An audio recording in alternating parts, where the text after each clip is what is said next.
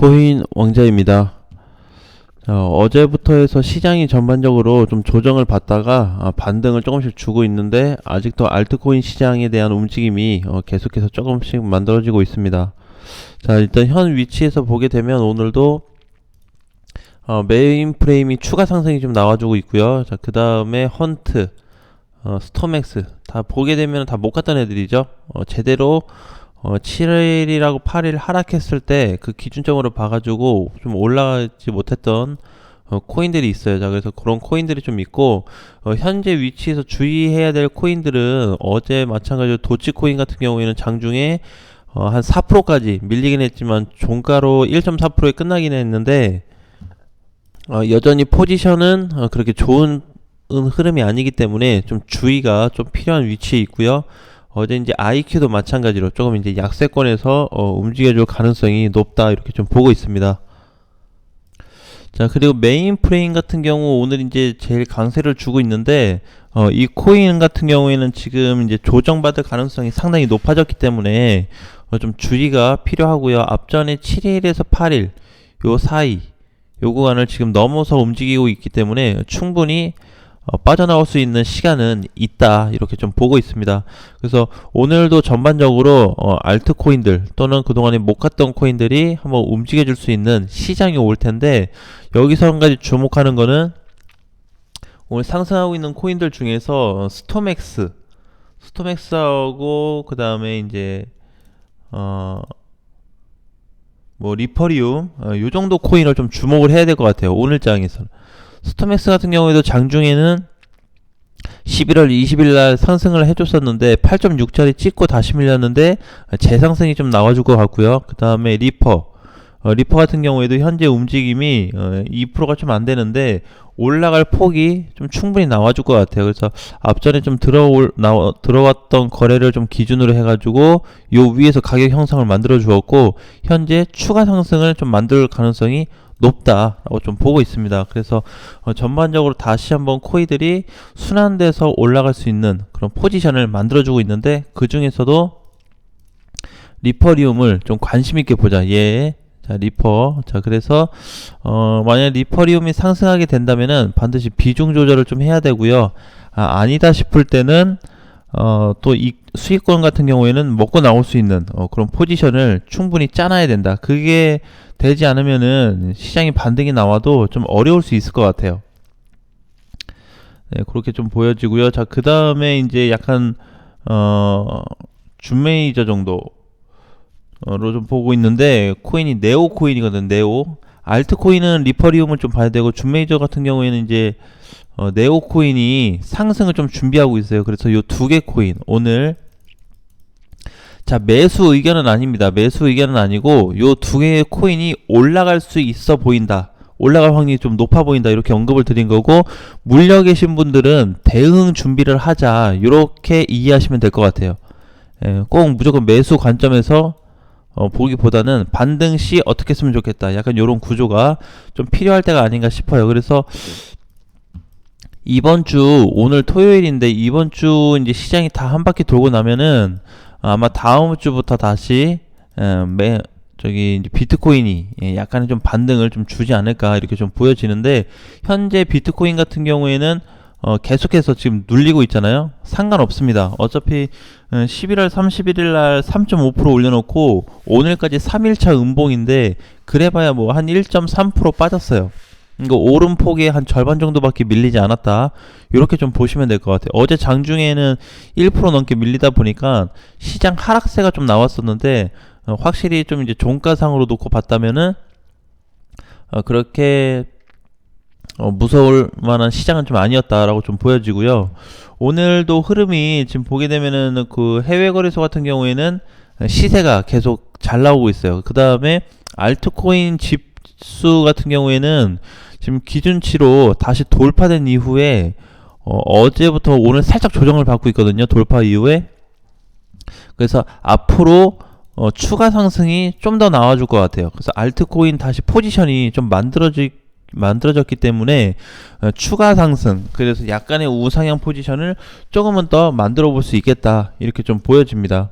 자, 그리고 이제 비트코인 전반적인 시장으로 좀 보게 된다면 이렇게 이제 기준가가 있을 때 어쨌든 지금 비트코인이 이제 단기 돌파 후에 조정이 나오고 있거든요. 조정이 거의 다 내려왔어요. 다 내려왔는데 현재 자리에서 조금은 더 밀려서 앞전에 여기 있죠. 한 2270만 원 정도까지 하락이 될 가능성이 있습니다. 어제 저가 자리 조금 이제 뭐 못 미쳐서인데 얼추 어제 저가 자리 정도가 좀 되는 것 같아요. 그래서 그 정도까지는 조정폭이 한번 나올 수 있는데, 만약에 비트코인이 요 정도까지 조정폭이 계속해서 유지가 된다면 알트코인 흐름이 좋아질 가능성이 상당히 높습니다. 근데 지금도 보게 되면은 오늘 기준에서 자, 요렇게 비트코인과 알트코인이 있다면 여기 지금 경계선 있죠. 경계선 근처에 도달을 해서 방향을 전환해 줄 수 있는 키포인트 그 전환 시점에 좀 와 있다, 이렇게 좀 보시면 될 것 같아요. 그래서 빠르면은 비트코인이 내일 또는 뭐 다음 주 초 정도에 여기서 다시 반등이 한번 크게 나올 수 있는 포지션이 만들어질 수가 있습니다. 그래서 이번에 넘어가 준다고 한다면은 전반적으로 메이저 장세가 올 거예요. 그래서 오늘까지는 놓고 봤을 때 오늘까지는 알트다. 알트 다음 비트 순으로 좀 봐야 되는데, 내일 종가로 보게 되면 요 순번이 뒤바뀔 수가 있어요. 1번, 2번이. 현재로서는 알트 1번, 비트 2번이다. 대신에 내일 구조로 놓고 봤을 때, 내일 종가상 깨져지는지, 또 월요일 종가로 봤을 때는 요 순번 자체가 바뀔 수 있기 때문에 여기에 대한 포커스를 계속 둬야 돼요. 그래서 지금은 그냥 일방적으로 뭐 이거야가 아니고 알트 봤다가 비트 쪽 봤다가 알트 봤다가 비트 쪽 봤다가 왔다 갔다 해야 됩니다. 예, 왔다 갔다 하면서 준비해야 되는 게, 알트는 현금화 탈출을 좀 목적으로 하고, 비트 같은 경우에는 아직 장세가 제대로 안 왔기 때문에 추가 매수 또는 신규 매수 관점으로 바라보면은 좀 더 좋아지지 않을까 싶어요. 자, 그 다음에 한 가지 이제 좀 얘기할 게 있어요. 이제 마지막으로, 우리 이제 그동안에 보게 되면은 금리 발표로 상당히 신경을 많이 쓰잖아요. 금리 인상.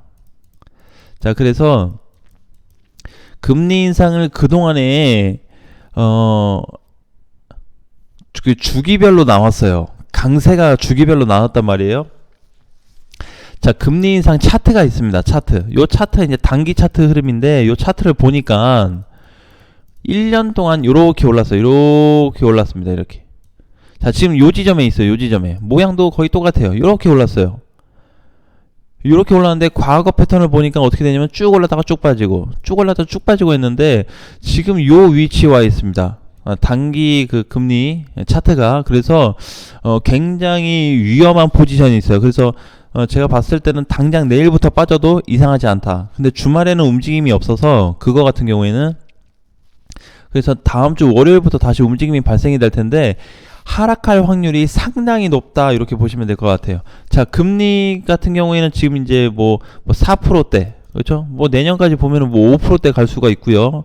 또는 5에서 뭐 6% 사이로 진입도 될 수 있습니다. 자, 그런데 이미 차트 자체는 지금 고점을 찍어줬고 고점에서 꺾이기 직전에 있다. 이렇게. 이게 한번 무너지면은 이렇게 빠질 거예요. 굉장히 가파르게